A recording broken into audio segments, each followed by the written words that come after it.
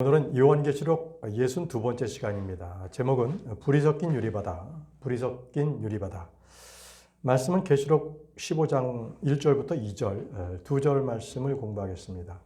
계시록 15장은 8절로 끝나는 아주 짧은 장입니다. 여기서는 이긴 자의 노래, 그리고 일곱 천사가 받은 일곱 호리병의 재앙에 대한 것입니다. 이미 우리는 앞서서 몇 번의 재앙을 우리는 공부를 했습니다. 또 주님은 이미 재림을 3번 하셨습니다. 이 대환란 때 계시록 6장 12절에서 17절, 계시록 11장 13절에서 15절, 계시록 14장 18절에서 20절은 바로 주의 재림을 말씀하고 있습니다. 자, 우리는 이미 공부한 대로 이 계시록은 순차적으로 시계열적으로 기록한 것이 아니라는 겁니다. 바로 사건별로, 주제별로 기록되어 있는 것을 말씀드렸습니다. 이것은 우리가 사복음서를 공부할 때도 마찬가지입니다. 동일한 예수 그리스도의 공생애를 4가지 관점에서 기록했다는 것이 사복음서의 특징입니다. 먼저 마태복음은 그리스도께서 이스라엘의 메시아로 오신 왕이다라는 거죠. 왕으로 오셨다. 마가복음은 그리스도의 종으로 오셨다는 거예요. 주님은 종이라는 거죠. 누가복음은 사람의 아들, 인자로 오신 예수님을 말씀하고 있었고요. 마지막으로 요한복음은 하나님의 아들이라는 것을, 바로 그분은 하나님이시라는 것을 말씀을 하고 있는 겁니다. 이렇게 이 예수 그리스도의 그 공생애를 4 측면으로 보면서 기록한 것이 사복음서입니다. 자, 계시록도 마찬가지입니다. 7 인장의 심판, 7 나팔의 심판, 다 같은 시기에 내려진 재앙입니다. 그럼에도 서로 다른 모습으로 기록되어 있습니다. 그만큼 아주 심히 진노가 크고 무서운 진노라는 것이죠. 계시록 14장까지 해서 우리는 이미 주님께서 재림하셔서 진노의 포도즙들을 밟는 것을 우리가 보았습니다. 그러나 계시록 15장에서는 다시 재림 직전의 상황으로 돌아가서 또 같은 기간에 다른 모습을 보여주는 것을 볼 수 있습니다. 자, 그러면 오늘 본문 말씀 보겠습니다. 계시록 15장 1절입니다. 그리고 내가 하늘에서 위대하고 놀라운 또 다른 기적을 보았는데 마지막 7 재앙들을 가진 7 천사들이더라. 이는 그것들 안에 하나님의 진노가 가득 채워져 있기 때문이라고 했습니다. 7 천사. 자, 이미 우리는 7 봉인의 재앙을 받고 7 천사의 나팔 재앙을 보았습니다. 그런데 여기 지금 요한은 또 다른 크고 놀라운 재앙을 기록하고 있습니다. 하늘에 있는 위대하고 놀라운 또 다른 기적. 이게 무엇입니까? 마지막 7 재앙을 가진 천사들을 기록하고 있는 겁니다. 마지막 재앙입니다. 14장에서는 이미 천사들이 이 땅의 포도송이들을 수확해서 진노의 포도즙들에 던져 넣었습니다. 그러면 이 땅에서의 재앙은 거기서 끝나야 되지 않겠습니까? 그런데 주님은 다시 한번 하나님의 진노가 가득 찬 7 호리병을 보여주셨습니다. 계속적으로 재앙의 무서움을 반복해서 말씀해주고 있는 겁니다.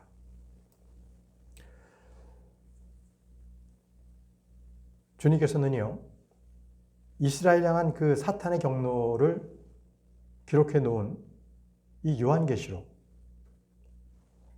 그러니까 하나님께서 허락하신 것이죠. 이스라엘에게 사탄의 진노가 그렇게 나타나는 것을 주님께서 허락하신 거예요. 자, 계시록 12장 12절 보시면요. 그럼 너희 하늘들아, 그리고 그것들 안에 너희들아 크게 기뻐하라. 땅에 거주하는 자들과 바다에 거주하는 자들에게 화가 있기를 바란다. 하늘에서는 기뻐하는데 땅에서는 화가 있다는 거예요. 왜?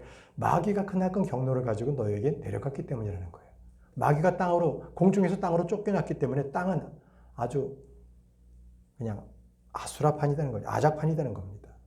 그래서 주님께서는 이때 사탄의 경로로부터 유대인들은 도망가라고 미리 경고를 해주셨습니다. 마태복음 24장 15절에서 16절입니다. 그러므로 예언자 다니엘에 의하여 언급된 황량하게 하는 그 가증한 것이 성소 안에 서는 것을 너희가 볼 때면 누구나 읽는 자는 이해할지어다. 그때 유대에 있는 자들은 땅들 속으로 산들 속으로 도망할지어다 라고 말씀하셨습니다. 도망하라는 거예요. 적그리스도가 나타나면 유대인들은 도망하라는 거예요. 산속으로 피하라는 겁니다. 다시 본문 2절입니다. 계시록 15장 2절. 그리고 불이 섞인 유리바다 같은 것을 내가 보았노라. 그리고 그 짐승과 그 형상과 그의 표와 그의 이름의 숫자를 이긴 자들이 하나님의 화포를 가지고 유리바다 위에 서 있더라라고 했습니다. 자, 교회는 이미 계시록 4장에서 바로 이곳 유리바다 이 너머로 셋째 하늘로 올라가 있습니다. 이미 교회는 부활이요 그리고 휴거가 이루어졌던 거죠. 그런데 이 땅에는 대환란 성도들이 아직 그대로 있습니다. 그대로 있어요. 그래서 우리가 여기서 좀 공부해야 될 게 시편 73편입니다. 이 시편 73편은 환란 성도들의 이 땅에 있는 환란 성도들의 마음을 잘 표현해주고 있는 그 예표해주고 있는 그러한 시편입니다. 자, 시편 73편이 28절까지 있는데 간략간략하게 한번 살펴보고 넘어가겠습니다. 시편 73편 1절과 2절 먼저 보겠습니다. 자보라 하나님께서 이스라엘에게 선하시니 바로 정결한 마음을 지닌 자들에게 선하시도다. 그러나 나로 말하자면 나의 두 발이 거의 어긋날 뻔하였고 나의 걸음들이 미끄러질 뻔하였도다 라고 했습니다. 왜 어긋나고 왜 그들의 발걸음이 미끄러질 뻔했습니까? 바로 짐승의 표를 받도록 유혹을 받았다는 거예요. 누가? 환난 성도들이. 3절입니다. 이는 내가 사악한 자들의 번영을 보았을 때 내가 어리석은 자들을 시기하였기 때문이라. 이 3절 말씀은 짐승의 표를 받지 않은 그 굶주린 사람들이 짐승의 표를 받아 배부르게 먹는 사람들을 쳐다보는 거예요. 저 사악한 자들의 번영을 보는 거예요. 자, 4절 말씀은요. 이는 그들의 죽음 가운데 결박들이 없었기 때문이라. 오히려 그들의 힘은 굳건하도다라는 거예요. 이것은 짐승의 표를 받는 자들이 아주 형통한 것을 그들이 바라보고 있는 겁니다. 5절입니다. 그들은 다른 사람들 같이 공경에 처해 있지 아니하도다. 또한 그들은 다른 사람들처럼 재앙을 당하지도 아니하는도다라고 했습니다. 이것은 짐승과의 연합을 통해서 표를 받은 사람들은 대환란을 잘 통과할 것처럼 보이기도 한다는 거예요. 그래서 이 환난 성도들이 그들을 보고서 어떻게 저들은 공경에 처하지도 않고 재앙에 당하지도 않는 것처럼 보이는가 이렇게 보이는 거죠. 자, 6절입니다. 그러므로 교만이 사슬같이 그들 주위를 둘러싸고 있도다. 폭력의 의복같이 그들을 덮고 있도다 라고 했습니다. 자, 여기서 교만과 폭력은 바로 짐승의 표를 받은 자들의 특징입니다. 그들은 교만하고 폭력적입니다. 7절입니다. 그들의 눈은 기름기와 더불어 튀어나와 있도다. 그들은 마음이 소원할 수 있는 것보다 더 가지고 있도다 라고 했습니다. 자, 짐승의 표를 가지고 있는 자들, 그들은 이 대환란 기간에는 아주 일지적으로 형통한 것처럼 그렇게 보인다는 거예요. 아주 기름기가 아주 그냥 좔좔 흐르고, 그리고 그들의 마음에 소원하는 것들보다 더 많이 가진 것처럼 그렇게 보인다는 거죠. 대환란 때의 부자들은 다 짐승의 사역자들입니다. 가난한 자들은 그들은 짐승의 표를 받지 않고 믿음을 지키려고 하는 바로 환난 성도들은 다 가난합니다. 그래서 주님께서 말씀하셨죠. 마태복음 5장 6장 7장에서 바로 왕국 복음을 선포하실 때, 그 헌법을 선포하실 때 가난한 자들은 복이 있다는 것이 바로 그 말씀입니다. 대환란 때 가난한 자들은 입고 먹고 살 수가 없어요. 왜? 경제적 활동 못하니까. 짐승의 표를 안 받기 때문에 경제적 활동 못하는 거죠. 자, 계속해서 8절 보겠습니다. 그들은 부표의 압제에 관해 사악하게 말하는도다. 그들은 자고하며 말하는도다. 자, 적그리스도는요, 그들은 사악하게 말하는데 바로 신성 모독하는 발언을 끝없이 저지를 거예요. 끝없이 냅니다. 그리고 그들을 따르는 자들은요, 아주 좋아합니다. 그것을 아주 좋다고 하는 거죠. 9절입니다. 9절까지 한번 더 읽겠습니다. 그들은 하늘들을 대적하여 자신들의 입을 놀리며 그들의 혀는 땅을 두루 활보하는도다. 자, 짐승이나 그 짐승을 따르는 자들의 모습을 보고 있습니다. 10절 말씀입니다. 그러므로 그들의 백성이 여기로 되돌아오는도다. 그리하여 잔에 가득한 물이 그들에게로 짜내지는도다 라고 했습니다. 자, 그들의 백성이 여기로 되돌아온다는 것은 대환란 때 짐승의 표를 받은 사람들이 일괄적으로 바로 그 약속의 땅으로 돌아온 이스라엘 백성들을 다 조롱합니다. 조롱하고 있는 거예요, 지금. 11절 말씀 보시면, 그러면서 그들이 말하기를 하나님께서 어떻게 하시느냐, 또 지극히 높으신 분 안에 지식이 있느냐 한도다. 자, 대환란 때 이 짐승의 표를 사람들은 하나님에 대해서 잘못 생각하고 있는 겁니다. 하나님께서 자신의 죄들을 알지도 못하며 심판하지도 않을 것이고 그분에게는 지식도 없다고 얘기한다는 거예요. 12절입니다. 벌써 이들은 세상에서 번영하는 불경과하는 자들이니 그들이 재물들을 늘리나이다 라고 했습니다. 예, 그렇습니다. 대환란 때 적그리스도를 따르는 자들은 아주 부유한 자들입니다. 불경건한 자들이 부유합니다. 일시적으로 형통하며 재물을 불릴 거예요. 13절입니다. 진실로 제가 저의 마음을 헛되이 정결하게 하였으며 저희 두 손을 무고함으로 헛되이 씻었나이다. 이 얘기는 환난 성도들이 극심한 고통으로 인해가지고 짐승의 표에 대한 그런 유혹을 받을 뻔하다는 거예요. 받을 뻔했다는 거예요. 이걸 지금 고백하고 있는 거예요. 제 마음이 헛되이 저희 두 손을 무고함으로 헛되이 씻었다는 거예요. 짐승의 표에 유혹을 받았다는 것이죠. 14절입니다. 이는 온종일 제가 재앙을 당하였고 매일 아침에 징계를 받았기 때문이니이다 라고 했습니다. 온종일 제가 재앙을 당하였다. 적그리스도가 환난 성도들에게 말합니다. 너희들은 하나님이 선택했다고 하지만 하나님을 신뢰한다고 하지만 너희들은 계속 재앙 중에 있지 않느냐라고 말하면서 주님을 떠나라. 그리고 자신들과 연합하라고 계속적으로 유혹을 한다는 것입니다. 계속적으로 유혹. 자, 15절 말씀입니다. 만일 제가 말하기를 내가 이와 같이 말하겠나이다 한다면 보소서 제가 당신들의 자녀들의 세대를 거슬러 범죄하였으리이다 라고 했습니다. 만약에 이 환난 성도들이 불평의 말을 쏟아냈고 정죄의 말을 하고 한탄의 말을 하나님 앞에서 하게 된다는 거예요. 만약에 그렇게 한다면 범죄한다는 거죠. 그러나 그들은 도리어 사랑의 말, 감사의 말로써 성도들로 서로 교제하고 서로에게 큰 힘을 준다는 거예요. 여기서 말하는 그 성도는 환난 성도를 얘기하는 거죠. 16절 제가 이것을 알려고 생각하였을 때 그것이 저에게 너무 고통스러운 나이다. 여러분, 이 16절 구절은 자세히 살펴보시면요. 새로운 영의 출생과 성령님의 내재하심이 아니고서는요. 하나님을 제대로 볼 수 없다라는 거예요. 주님을 받아들이지 않았다면 도저히 그들은 감당할 수도 없고 견딜 수 없는 상황이라는 거예요. 그래서 하나님을 제대로 알 수가 없다는 거죠. 17절입니다.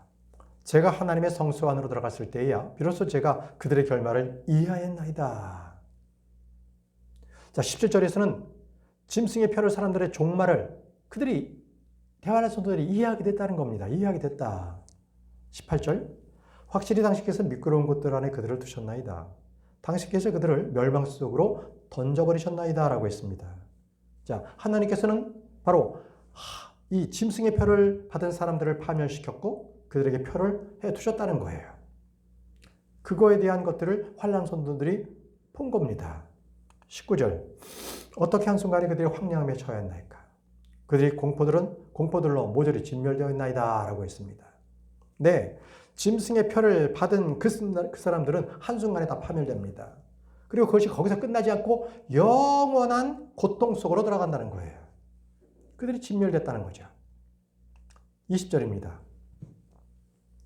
누군가 깨어났을 때 꿈같이 오주여이처럼 당신께서 깨어나셨을 때도 당신께서 그들의 형상을 멸시하시리이다 라고 했습니다. 여기서 꿈에서 깬다는 것은 바로 대환란의 끝을 의미합니다. 대환란의 끝. 그리고 환난 성도는 짐승의 형상을 그들의 형상이라고 표현하고 있는 겁니다. 그들의 형상. 21절입니다. 이와 같이 저의 마음이 비통하였으며 저는 저의 마음속에 찔림을 받았나이다 라고 했습니다. 환난 성도는 실제로 짐승의 표를 받지는 않았지만 적그리스도의 유혹을 아주 적극적으로 받았기 때문에 마음이 많이 흔들렸던 그것을 회개한다는 거예요. 마음이 비통했고 그리고 찔림을 받았다고 그렇게 회개하고 있습니다. 22절입니다. 제가 이처럼 어리석었고 무지하였나이다. 제가 당신 앞에서 짐승 같았나이다 라고 고백합니다. 예, 주님을 신뢰하는 사람들은 항상 주님과 같아지는 거죠. 짐승의 표를 받은 사람들은 짐승과 같아지는 겁니다. 짐승은 먹기를 위해서는 무엇이든지 하는 특성이 있습니다. 지금 이 시편의 기록자도 음식을 구하기 위해서 짐승처럼 무엇이든지 할 뻔했다는 거예요. 무엇이든지 할 뻔했다는 거예요. 짐승같이 말이죠. 23절. 그럼에도 불구하고 저는 당신 곁에 지속적으로 있나이다. 당신께서 저의 오른손으로 저를 붙으셨나이다. 예, 반드시 분명히 하나님께서는 환난 성도들을 붙들어 주실 것입니다. 24절. 당신께서 저를 당신의 좋은 도로 안내하시고 장래에는 저를 영광으로 받아주실 것입니다. 라고 했습니다. 그렇습니다. 환난 성도들도 영광의 소망을 가지고 있다는 거죠. 지금 계속적으로 환난 성도에 대한 그러한 그들의 마음을 노래하고 있는 거예요. 25절. 하늘에서 당신 외에 누가 제게 있나이까? 또 땅 위에서 제가 사모할 자가 당신밖에 없나이다. 라고 했습니다. 이것은 짐승을 신뢰하지 않고 하늘과 땅을 만드신 하나님을 신뢰한다는 것입니다. 26절. 제 육체와 제 마음이 쇠하나이다. 그러나 하나님께서 내 마음의 힘이시오 영원토록 내 몫이니이다. 라고 했습니다. 이 26절은 환난 성도들이 마음이 쇠할 정도로 굶어 죽을 수 있다는 거예요. 그럼에도 그 이후에 영원한 생명을 누릴 수 있다는 것을 그는 노래하고 있습니다. 비록 지금은 너무나 힘들고 육체적으로 마음적으로 그렇게 고통 가운데 있지만 궁극적으로는 영원한 생명을 얻는 것, 마음의 힘을 얻는 것, 영원토록 그것을 누릴 수 있다는 것을 노래하고 있는 거죠. 27절입니다. 이는 보소서 당신께로부터 멀리 떨어져 있는 자들은 망할 것이기 때문이다. 당신께서 당신을 떠나 행음하러 가는 모든 자들을 멸하셨나이다. 예, 우상 숭배는 영적 음행입니다. 사람들이 주님을 따르지 못하게 했던 그 거대한 바빌론 음녀는요, 결국 이 땅에서 멸망당하게 될 것입니다. 자, 마지막 절 28절입니다. 그러나 하나님께서 가까이 다가가는 것이 저에게 좋나이다. 제가 저의 신뢰를 주 하나님께 두었으니 이는 제가 당신의 모든 역사들을 선언하려 함이니이다. 라고 했습니다. 예, 환난 성도들도 주님을 신뢰하여서 구원을 받게 될 것이라는 겁니다. 여기까지가 지금 시편 73편 환난 성도들의 마음을 표현한 그 시를 우리가 지금 공부했습니다. 자, 다시 계시록 15장 2절로 우리 돌아가겠습니다. 계시록 15장 2절입니다. 그리고 불이 섞인 유리바다 같은 것을 내가 보았노라 라고 했습니다. 자, 요한이 하늘에서 본 것은 불이 섞인 유리바다였습니다.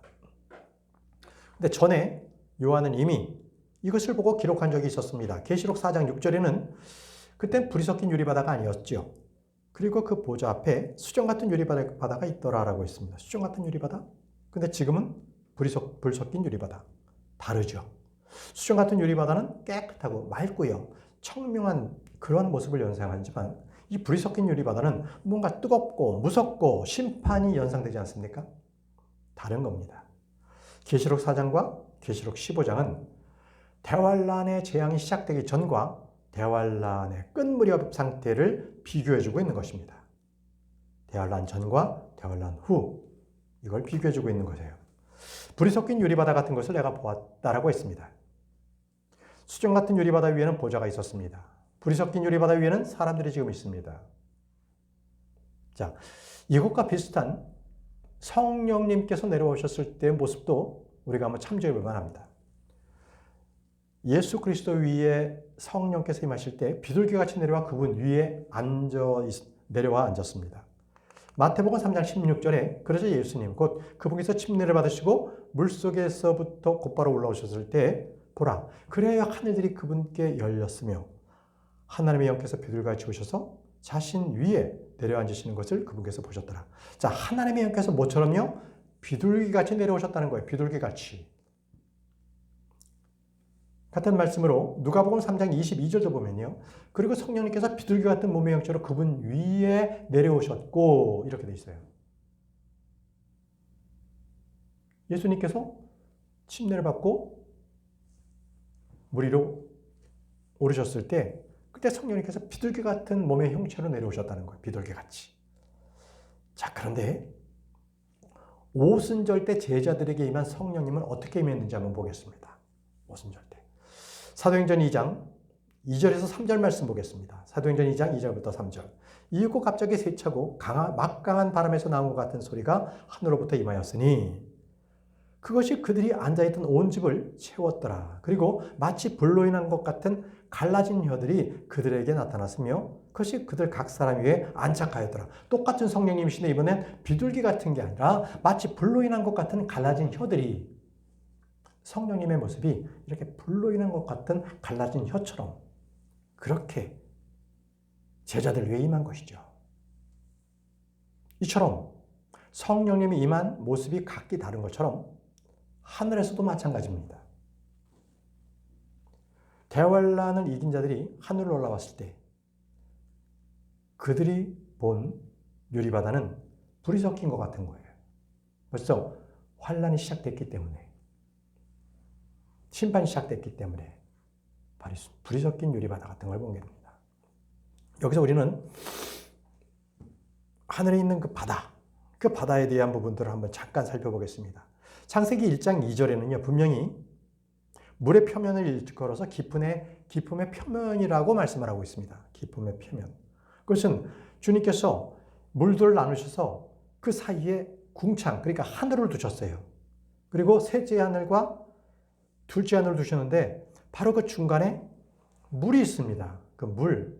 근데 그 물을 일컬어서 베드로후서에서는 뭐라냐면 하늘과 땅은 물에서 나와 물 가운데 있다는 말씀을 기록해 놓으셨어요. 이것은 노아의 홍수가 아니었습니다. 바로 창세기 1장 2절의 말씀이었습니다. 베드로후서 3장 5절. 이는 하나님의 말씀에 의해 예로부터 하늘이 있었다는 것과 땅이 물 밖에 서 있다가 물 안에 있었다는 이것에 관하여 그들이 일부러 무지하려 하기 때문이다.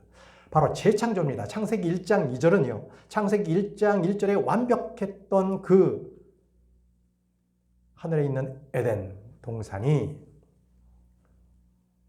덮는 그룹인 루시퍼의 반역으로 인해서, 그 교만함으로 인해서 완전히 다 물로 멸망받은 거예요. 그 물로 멸망받은 것은 땅만이 아닙니다. 땅을 적시고 땅을 완전히 이렇게 덮은 것은 노아의 홍수 때였고, 지금 창세기 1장 2절 같은 경우에는 온 우주를 물로 덮으신 거예요. 온 우주를 물로 덮으시고, 그리고 창세기 1장 3절부터 그래서 그 물들을 주님께서 궁창으로 나누셔서 그때부터 첫째 하늘, 둘째 하늘, 셋째 하늘이 나타나서 창세기 2장 1절에는 하늘들이라고 표현하고 있습니다. 갑자기 하늘이 복수가 됩니다. 창세기 1장 1절에서는 태초에 하나님께서 하늘과 땅을 만드셨는데 하늘 딱 단수였는데 창세기 2장 1절에서는 하늘들이라고 돼요. 왜? 바로 창세기 1장 3절부터 쭉 6일 창조 기간 동안에 그때 하나님께서 하늘들을 구분해 놓으신 거예요. 궁창을 만드시고. 자, 지금 그래서 베드로후서 3장 5절은 창세기 1장 2절의 말씀이었다는 것입니다. 자, 지금 있는 하늘들 위에 물이 있다라는 거예요. 둘째 하늘 위에 바로 그 유리바다라고 표현하는 것. 얼어있는 바다. 시편 148편 4절입니다. 시편 148편 4절에 너희 하늘들의 하늘들아, 너희 하늘들 위에는 물들아, 그분을 찬양하고 있습니다. 여기 하늘들 위에 물이 있다는 거예요. 믿어지세요? 믿음으로 이건 믿으셔야 합니다. 하늘들 위에 물이 있습니다. 지금 나사는 화성에 물이 있는가라고 찾지만 더 높은 곳, 우주의 끝에, 우주의 끝이 이 둘째 하늘의 끝입니다. 바로 그 위에 기품의 그 바다가 둘러싸여 있어요. 그것을 뚫고 나가면 셋째 하늘입니다. 셋째 하늘은 하나님의 보좌가 있는데 그건 어디? 동서남북 중에 북쪽에 있습니다. 북쪽에 주님께서 넓은 곳을 펴셔서 그곳에 하나님의 보좌를 만드시고 바로 그곳에 계세요. 자, 즉 둘째 하늘에 있는 그 물은요, 현재 얼어 있어요. 얼어 있습니다. 욥기 38장 30절에 물들은 돌로 옮길 듯 숨겨졌고 기품의 표면들은 얼어 있느니라 라고 있습니다. 기품의 표면은 얼어 있는 자. 여기 지금 기품은 바로 둘째 하늘의 위에 있는 그 물층, 바다. 이 땅의 바다도 있지만 저 위에, 둘째 하늘 위에도 그 바다입니다. 그것을 기품이라고 부르는데 얼어 있다는 거예요. 그게 얼어 있다. 그래서 숨겨져 있다는 거예요. 돌로 숨기듯 숨겨져 있다. 여러분, 놀랍지 않습니까? 이스라엘 백성들이 출애굽했을 때 홍해 바다를 통과했습니다. 얕은 무슨 뭐 늪지대를 통과한 게 아니라 양 옆에 홍해 바다가 장벽을 쌓아서 물들이 가운데로 못 오도록 그렇게 하고 하나님께서는 이스라엘 백성들을 홍해 가운데를 건너서 마른 땅을 밟고 통과하도록 해주셨어요. 여러분, 저와 여러분들이 이제 잠시 잠을 자게 되면, 죽으면 우리의 혼은 바로 이 깊음의 바다를 통과할 거예요. 이스라엘 백성들이 홍해를 통과했던 것처럼 우리의 혼도 바로 둘째 하늘 위에 있는 그 깊음의 바다를 통과할 것입니다. 그리고 하나님의 보좌로 들어가게 되는 거죠.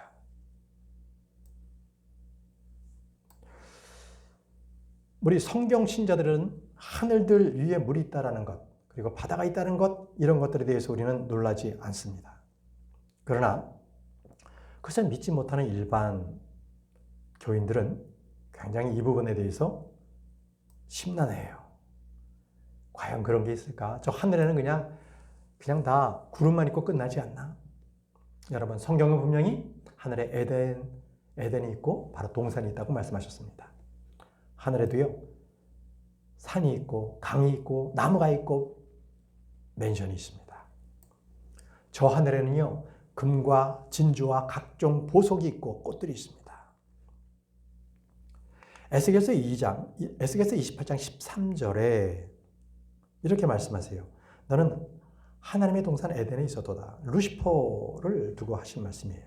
하나님의 동산 에덴에 있었다는 거예요.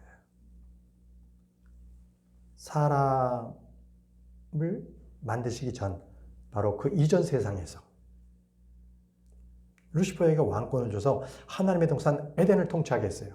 그의 모습 보십시오. 가까이 모든 보석이 너를 덮는 것 같았으니 곧 홍보석과 황옥과 다이아몬드와 녹주석과 호마노와 벽옥과 사파이어와 에메랄드와 성유석과 금이라. 내가 창조하던 날에 너의 작은 북들과 너의 관악기들의 작품이 너희 안에 예비되었도다. 이게 바로 덮는 그룹인 루시퍼의 모습이었습니다. 여기서 보시면 하나님의 동산 에덴이 있었다는 거예요. 에덴. 여러분, 우리 크리스천들이 죽으면 바로 저 하늘 왕국으로 올라갑니다. 그것은 바로 셋째 하늘이에요. 하나님의 보호자가 있는 셋째 하늘, 그것이 바로 하늘 왕국입니다. 그런데 지금 이 크리스천들이 올라가는 그 셋째 하늘을 뭐라고 표현하냐면 낙원이라고 표현하고 있어요. 낙원. 고린도 후서 12장 4절에 그가 낙원으로 붙들려 올라갔으며 말로 다 표현할 수 없는 말들을 들었는데 그것이 사람이 그것을 발전하는 것이 합법적이지 아니하니라. 사도 바울은 셋째 하늘에 갔다 왔어요. 자기 얘기를 하고 있는 거예요. 낙원으로 붙들려 갔다 왔는데 그것을 말할 수가 없다는 거예요. 왜? 하나님께서 금하셨기 때문에 합법적이지 않다는 거예요. 근데 그것을 낙원이라고 표현합니다. 낙원, 가든입니다. 정원. 자, 이 정원, 그러니까 낙원에는 그 한가운데 뭐가 있어요?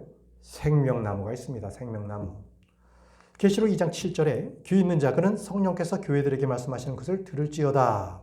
이기는 자에게는 내가 하나님의 낙원 한가운데 있는 무엇을? 생명나무에서 나는 것을 주워 먹게 하겠노라고 말씀하세요.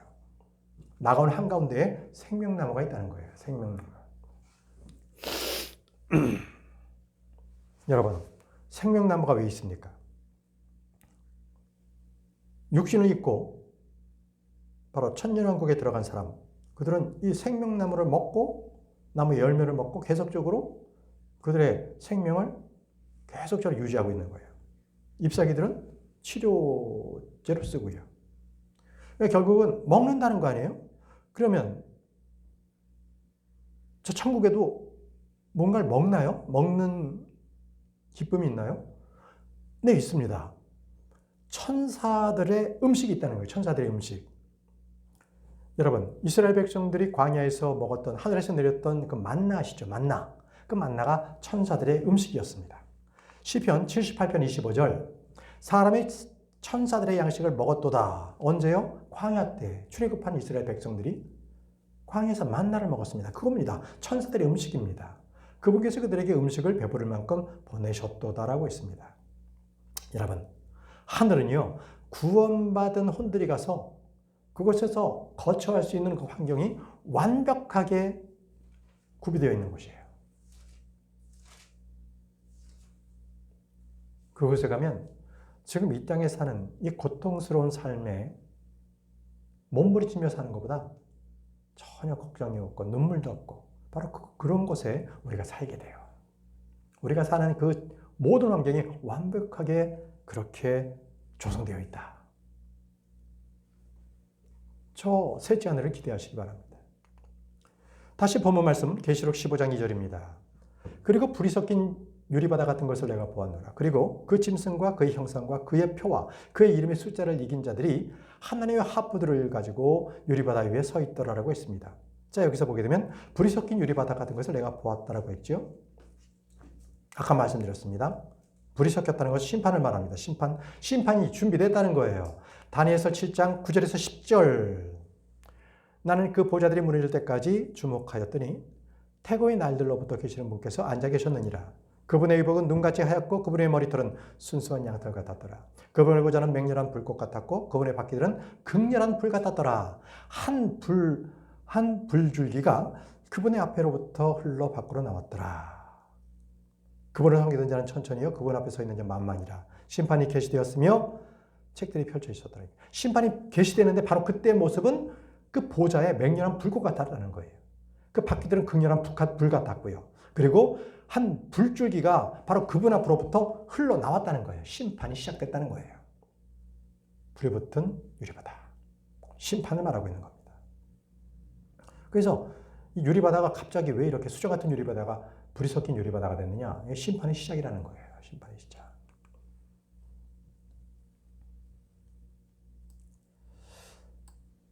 보게 되면 그 짐승과 그 형상과 그 표와 그 이름의 숫자를 이긴 자들이라고 되어 있습니다. 그죠? 이긴 자들. 이긴 자들은 뭘로 이겼어요?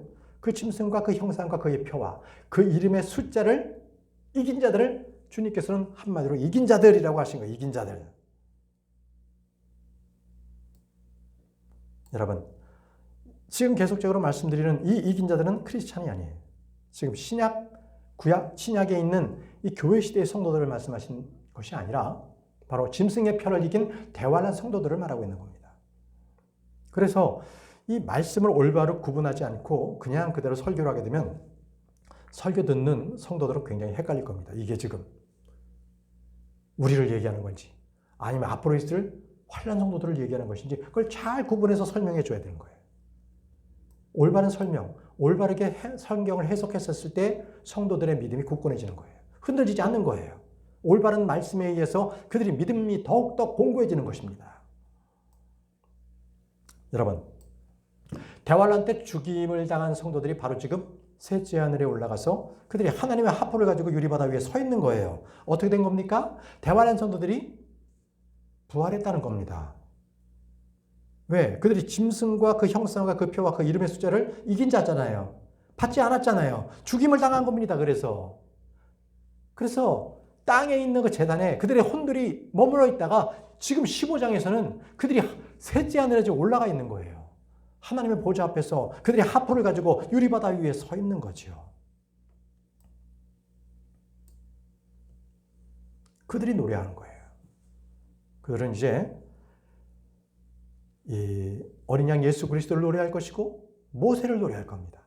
우리가 다음 시간에는 그 모세의 노래가 무엇인지 우리가 그걸 공부하기 바라요. 놀랍습니다. 이 땅에서 불렀던 노래가 저 하늘에서 울려버린다는 거예요. 자, 오늘은 여기까지 공부하고 마치도록 하겠습니다. 기도하겠습니다.